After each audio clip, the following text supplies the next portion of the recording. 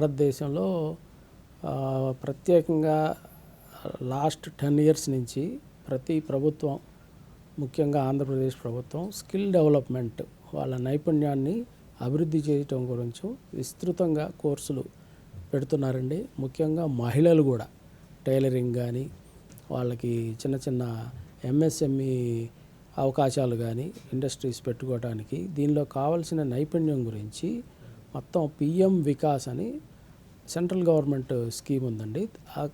వాళ్ళు ఆర్థిక సాయం చేస్తారు.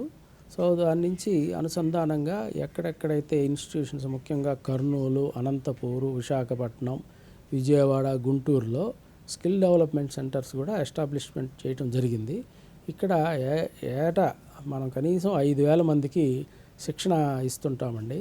ఈ శిక్షణ అవ్వంగానే మనకి ఎకనామిక్ సపోర్ట్ స్కీమ్ అని మైనారిటీ ఫైనాన్స్ కార్పొరేషన్ ద్వారా రుణాలు, సబ్సిడీలు ఇచ్చే కార్యక్రమం ఉంటుంది.